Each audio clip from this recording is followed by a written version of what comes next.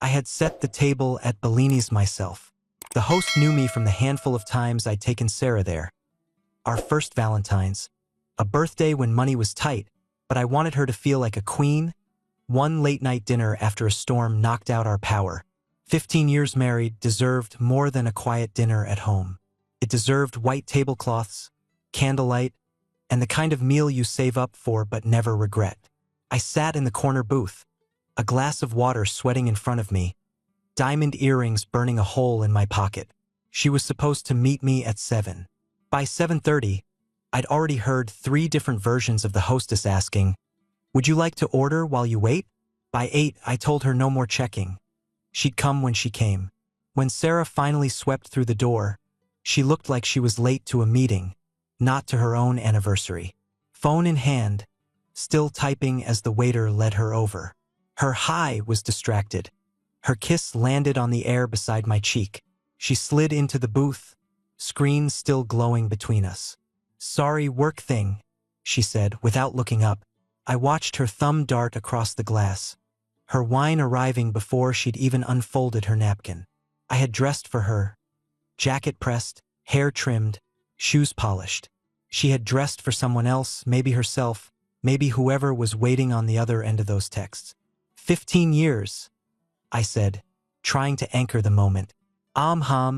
She murmured, eyes on her phone. Crazy, right? Crazy wasn't the word.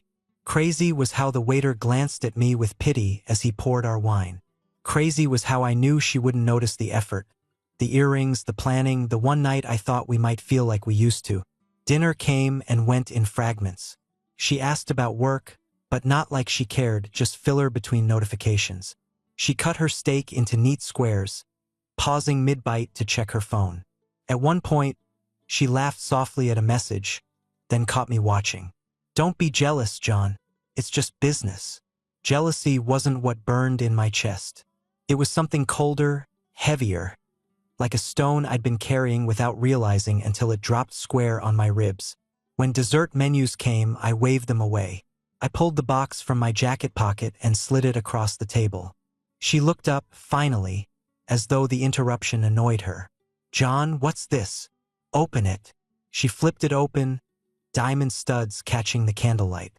For a moment, I thought I saw the old Sarah, the one who'd cried when I'd first slipped a simple gold band on her finger 15 years ago, but it vanished as fast as it came. She smiled politely, the kind of smile you give a distant relative at Christmas. "They're beautiful," she said. "Really, but you didn't have to." That was the problem. I didn't have to. I chose to, and she couldn't see the difference anymore. The ride home was silent. She scrolled her phone while I drove, headlights carving 2 lonely beams through the dark. At home, she went straight upstairs. I stayed in the kitchen, poured myself 2 fingers of bourbon, and sat at the table we'd picked out together when the house still felt like ours. The clock ticked loud in the silence. That's when I pulled out the leather journal my father had given me years ago, still mostly blank. He told me once, "Write it down when you can't say it out loud. Paper won't laugh in your face." I opened to the first page and wrote, 15th anniversary, dinner at Bellini's. She was late, distracted, more in love with her phone than with the man across from her. Diamond earrings didn't matter. 15 years, this wasn't a celebration. This was erosion. Tonight marks not love, but the end of respect. I closed the book, slid it into the drawer by the fridge, and drained the bourbon. Upstairs, I heard her laugh at something on her phone. I didn't ask what. For the first time in 15 years, I realized the date didn't mark what we had built. It marked what she had already let rot. Sarah's company rented out the ballroom at the Hilton downtown, the kind with too much gold trim and carpet that looked like a roulette wheel. I wasn't exactly excited about going, but marriage means showing up. I put on my best suit, polished my shoes, and told myself it was just another night to endure, like most of the last few years. From the moment we walked in, Sarah was electric. Not with me, though, with everyone else. She glided through the crowd, phone tucked neatly in her clutch, hand brushing mine only when cameras flashed. To them, she was the sharp marketing director with the quick laugh and sharper wardrobe.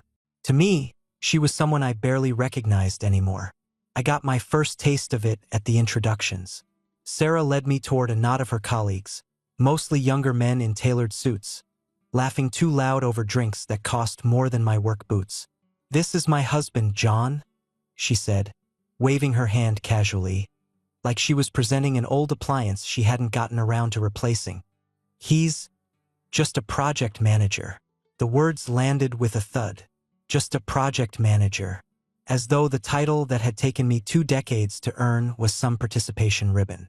The men nodded politely, then turned back to Sarah, hanging on her every word. I stood there, smiling tightly, sipping my beer. I've spent most of my life earning respect by showing up, grinding out hours, fixing what breaks. And now, the woman I built a home with has reduced me to just. It didn't end there. All night, Sarah found ways to orbit around me without ever actually being with me. She laughed too easily at other men's jokes, leaned in too close, touched their sleeves like they were old friends.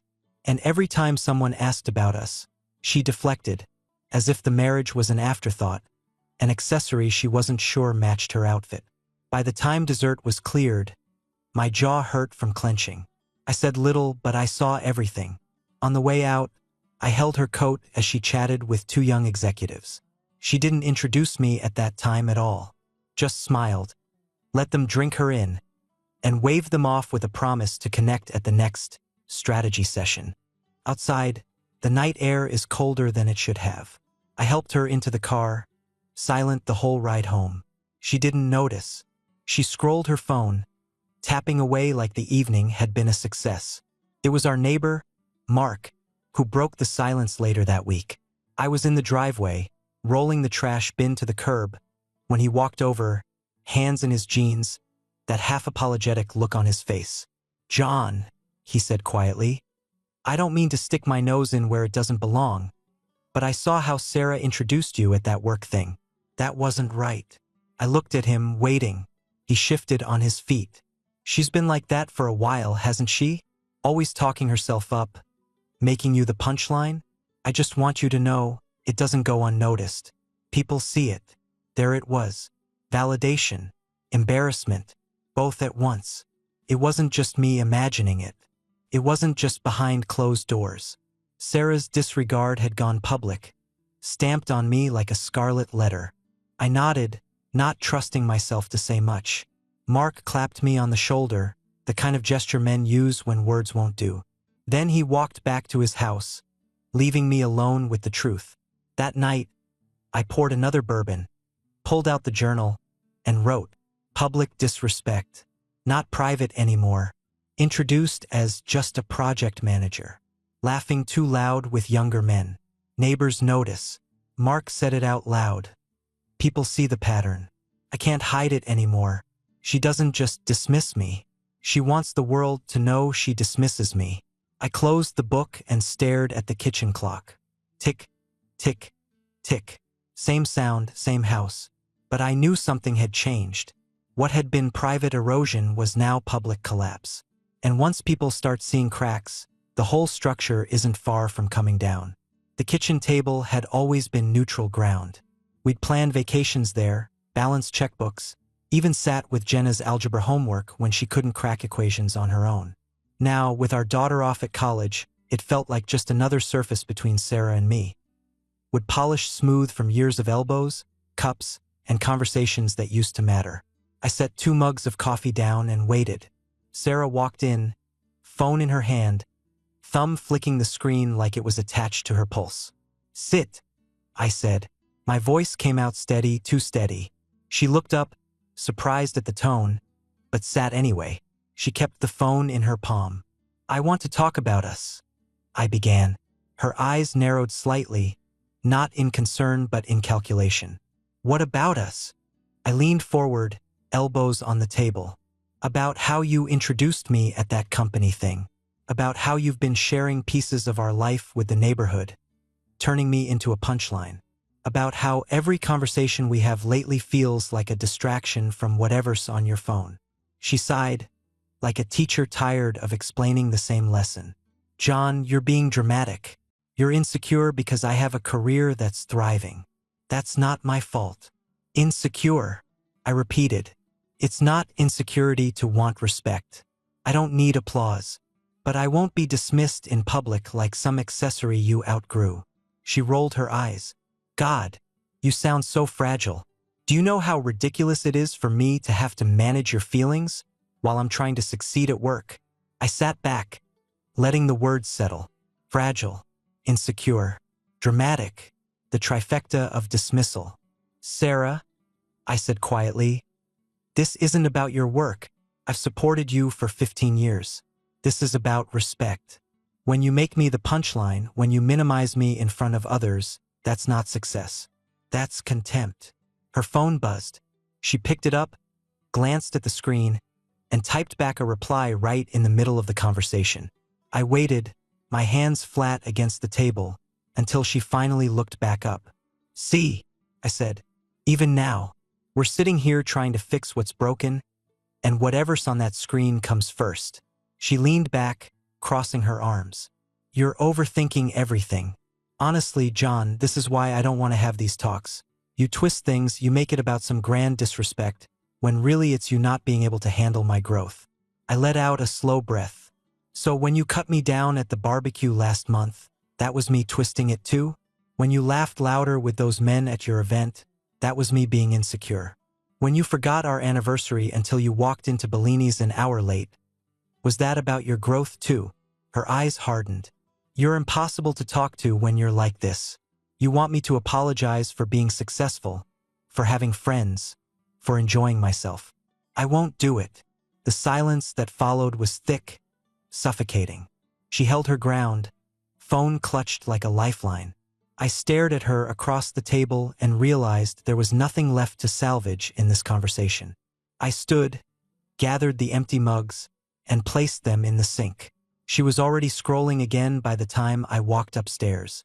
Later, in the dim light of my study, I opened the journal and wrote, attempted direct conversation, introduced facts, disrespect in public, dismissive behavior, anniversary neglect. Result, deflection, minimization, gaslighting. She reframed it as my insecurity. Checked her phone mid-discussion. Priorities confirmed. Respect not acknowledged. Issue not solvable through dialogue. I closed the book and sat in the dark for a long time. That night, I stopped waiting for words to change anything. Words had no weight in this house anymore. The Hendersons threw their barbecues like clockwork. First Saturday of the month, rain or shine, half the neighborhood packed into their backyard. Cheap beer, paper plates, kids running through sprinklers. For years, Sarah and I had been regulars, and I used to enjoy them. Grilling with Tom, talking trucks and work, trading jokes with Mark over the fence. This time, though, I felt the shift before we even got there. Sarah had been restless all day, scrolling her phone while I cleaned out the garage. By the time we walked across the street, her laugh already had that sharp edge, the one I'd come to recognize as a warning. The smell of charcoal and lighter fluid hung thick in the air. Music blared low from a speaker on the porch. Tom handed me a beer, clapped me on the shoulder, and asked about work. I gave him the short version, deadlines, long hours, the usual. Sarah wasn't listening. She was already holding court with a cluster of neighbors by the grill. It happened fast. One of the women asked about our last vacation, and Sarah, glass of wine in hand, said, "Oh, John's idea of a getaway is a night at Motel 6 with cable TV. He doesn't dream much bigger than that." Laughter. Not the kind that rolls easy. More like the nervous chuckles people give when they're not sure if it's safe to laugh. Then she twisted the knife. Honestly, I'm the one with ambition around here. If it weren't for me, we'd still be living paycheck to paycheck in that starter house he loved so much. The air went quiet.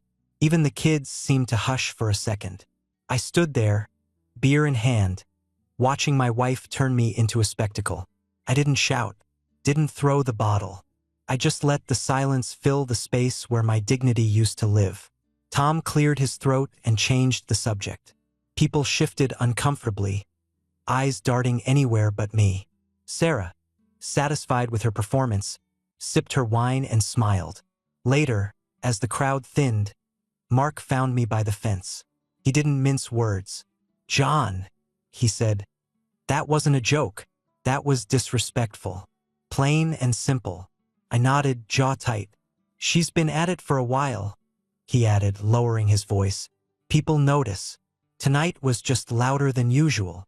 I looked at him, saw the pity in his eyes, and hated it. Not because he was wrong, but because he was right. That night, after Sarah passed out on the couch with her phone still glowing in her hand, I sat at the kitchen table with my journal. Neighborhood barbecue, public humiliation, mocked my ambition, framed herself as the driver of our household. Not a joke, a declaration. Mark confirmed it. This has been visible to others. Tonight removed all doubt. Disrespect is no longer hidden. It's deliberate. It's escalating. I closed the journal, poured a stiff drink, and stared out the window at the quiet street. Somewhere between the charcoal smoke and Sarah's laughter, something inside me had shifted for good. It was late on a Sunday when I found it. Sarah had left her laptop open on the counter, half-packed suitcase by the door, claiming she was flying out to Chicago for a work conference. I believed her, at least until I saw the email chain. Buried in her inbox was the confirmation for our Napa trip, the one we talked about for months, the one I thought we'd be taking for our 15th anniversary. The tickets had been canceled weeks ago. In their place was a booking for the Chicago trip, dated the same weekend. No note, no conversation, no explanation. Just quietly deleted, as if my plans for us didn't exist. I stood there, reading the emails twice, 3 times, until the bourbon in my glass went warm. Napa wasn't forgotten. It was erased. I walked out back and sat under the stars, the cool night air settling heavy across my shoulders. The fence line hummed with crickets. The house behind me, the one I'd worked years to pay off, felt more like a stage than a home. My father's words came back to me then. Words he'd said once when I was young and blind to the way people can take advantage. Never make someone a priority who makes you an option. I'd made Sarah my priority every day for 15 years. She had made me an option, convenient when it suited her, invisible when it didn't. I thought about Bellini's, about the earrings she wore once and then stuffed in the back of her jewelry box. I thought about the barbecue, about her laugh cutting deeper than any knife. I thought about that conference table, where she'd looked me in the eye and called me fragile while answering a text. Clarity hit me harder than any fight ever could. It wasn't just neglect. It was deliberate. She had chosen her path, and I had been too stubborn to see it for what it was.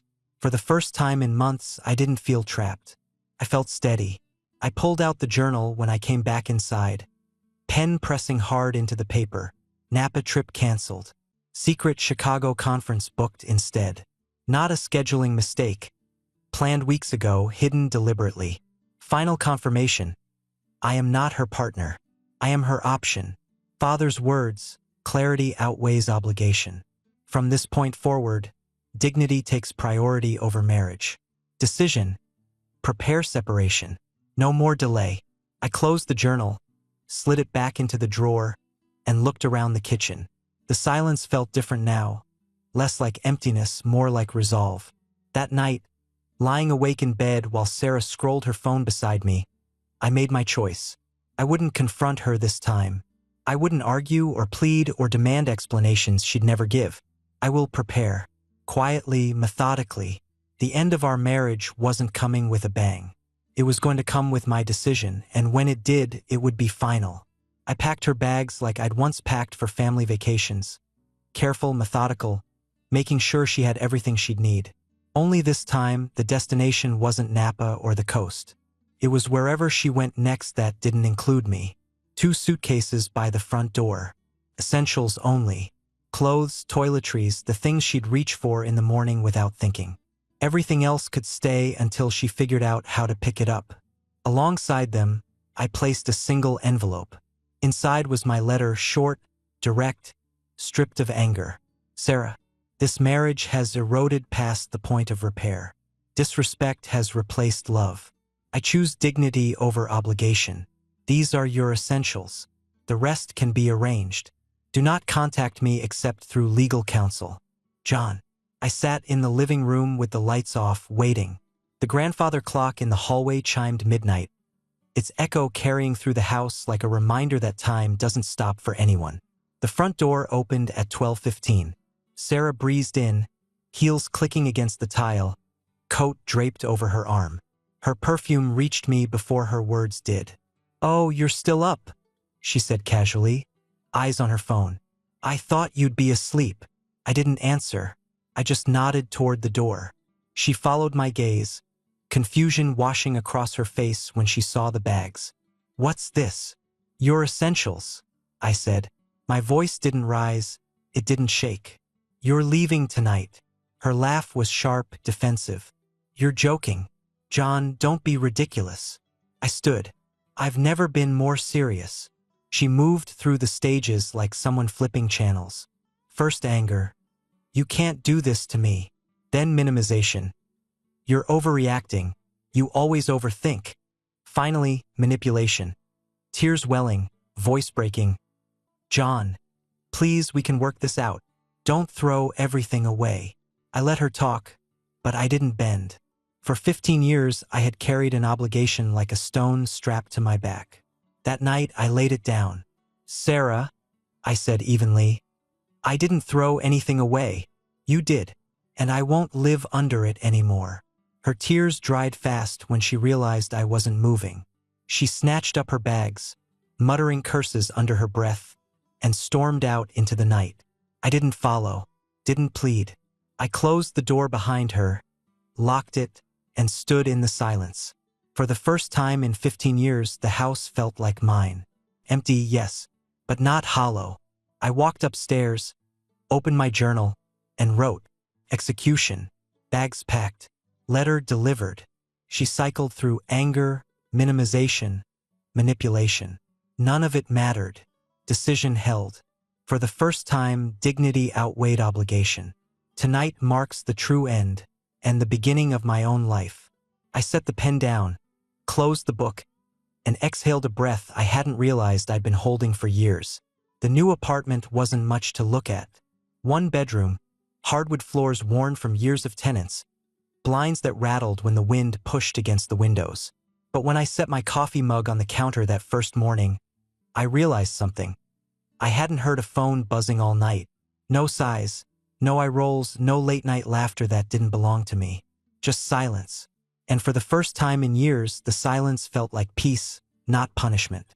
I bought only what I needed.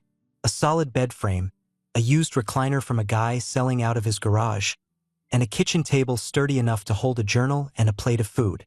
Sparse, yes, but every piece was mine. Chosen. Paid for in cash. No debates, no compromises. The first few nights, I slept harder than I could remember. No interruptions.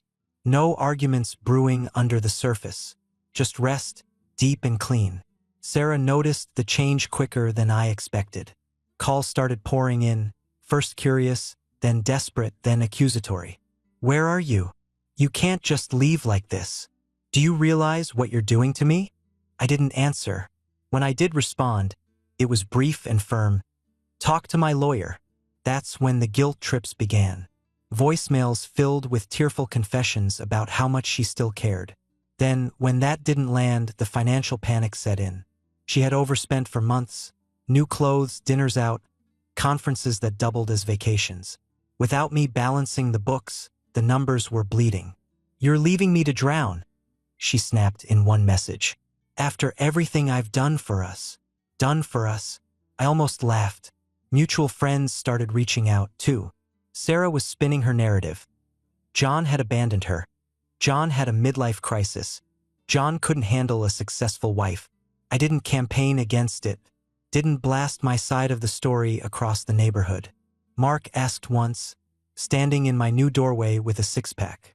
"You're just gonna let her run her mouth like that?" I cracked a beer, shrugged. Truth doesn't need advertising. It shows up on its own. He nodded, like he understood, and we drank in companionable silence. That night, I wrote in the journal, "Apartment sparse but peaceful. First real rest in years." Calls from Sarah. Guilt, panic, manipulation. Financial cracks showing. Friends repeating her narrative. My response, none. No counter-campaign. Trusting silence. Truth reveals itself without help. The pages of that journal were filling fast. But for once, it wasn't with bitterness. It was with clarity. Every line was a brick in the foundation of a life I was finally building on my own terms. One evening, sitting in the recliner with my boots off, I realized something simple. Compromise had been my default setting for 15 years. Peace was what happened when I shut it off. She cornered me outside my office building on a Tuesday afternoon. I'd just finished a meeting and was heading for my truck when I heard her voice cut through the crowd. "John, wait." I stopped, turned, and saw her standing there in a navy blazer, hair styled sharp, phone clutched in her hand like always. She looked polished, but there was a crack in the finish. Something restless in her eyes, something I hadn't seen before. "Can we talk?" she asked. I considered walking away, but 15 years deserved at least one final conversation. "Coffee shop across the street," I said. 15 minutes. Inside, she chose a corner booth, ordered a latte, and sat across from me like we were strangers trying to find common ground. For a moment, I almost expected her to smile the way she used to. Instead, she dove straight in. "John, I've been thinking a lot. I know I wasn't fair to you. I said things I didn't mean. I was stressed and I took it out on you. I want to make this right." Her voice softened. Her eyes glistened. The first tactic, apology. I stirred my coffee. "This isn't about fair words, Sarah. It's about respect. And that was gone a long time before you noticed." She blinked, regrouped, and shifted gears. "You don't understand the pressure I was under at work. Everyone expected me to deliver, to be perfect. You should have supported me instead of making me feel guilty." The second tactic, blame. I leaned back. "I supported you for 15 years. What I didn't support was being cut down so you could stand taller. That's not pressure. That's the choice." Her face hardened. "You're impossible. You twist everything to make me the villain. Do you even hear yourself?" The third tactic, gaslighting. I didn't flinch. "I hear myself just fine. What I don't hear is you taking responsibility." For the first time, she faltered. Her eyes darted to the window, her hands tightening around the cup. Then came the tears. Loud, sudden, practiced. The fourth tactic, manipulation. "John, please, we can fix this. We can go to counseling, start over. Don't throw away 15 years. I let the silence stretch, watching her crumble against her own performance. Finally, I said, "I didn't throw it away. You did. And I'm not here to rescue you anymore." Her tears stopped as quickly as they came. She stared at me, stunned, like she just discovered the lever she'd always pulled no longer worked. I stood, dropped a few bills on the table, and pushed my chair back. "Take care of yourself, Sarah." Walking out, I felt lighter than I had in years. It wasn't a victory. It wasn't revenge. It was released. That night, in the apartment, I opened the journal and wrote, "Coffee shop confrontation. Tactics. Apology. Blame. Gaslighting. Manipulation." None landed. No pull to rescue or accommodate. No compulsion to appease.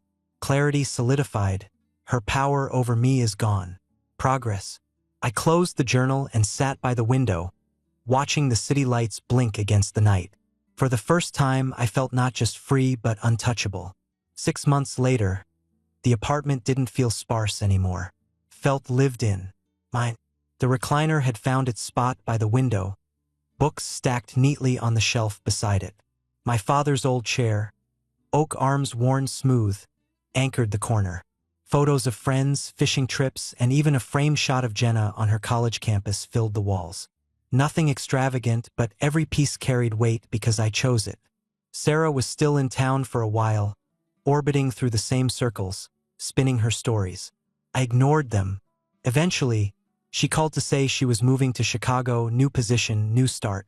She wanted one last conversation before she left. We met in a quiet park, the kind of place where kids chase soccer balls and old men play chess on splintered tables. She looked tired, like someone who had fought too hard to control a story and realized it was never hers to control in the first place. "I just wanted to say goodbye," she said. Her voice lacked the sharpness it once had. "Goodbye, Sarah," I answered. No bitterness, no anger. Just a simple closing line. There was nothing left to hash out. No sparks, no flames, no promises of friendship. Just two people who had walked their separate paths and finally admitted it. That night, I stood on my balcony as the sun sank over the skyline. The city lights flickered one by one, steady and quiet. I held a glass of bourbon, leaned against the railing, and let the silence stretch. For 15 years, I had mistaken endurance for love, compromise for respect. Now, standing alone, I understood the difference. The journal sat open on the table beside me, pages filled with the record of a marriage's collapse and a man's reclamation. I wrote the last entry, 6 months free. Apartment is mine, life is mine. No bitterness left, only clarity. Sarah moved to Chicago, chasing what she always valued more than us. I don't chase, I stand. What felt like an ending was never loss, it was liberation. Peace has replaced compromise. Dignity is home again. I closed the journal, set down my pen, and breathed in the cool night air. The bourbon burned smooth on the way down. The anger that once drove me had turned into something steadier, something cleaner. Strength. The marriage had ended, yes. But as I watched the last streaks of sun fade from the sky, I realized the truth. This wasn't an ending at all. It was the beginning of a life finally aligned with dignity. Subscribe and stay one step ahead of cheaters. And trust me, the next story makes this one look like a fairy tale.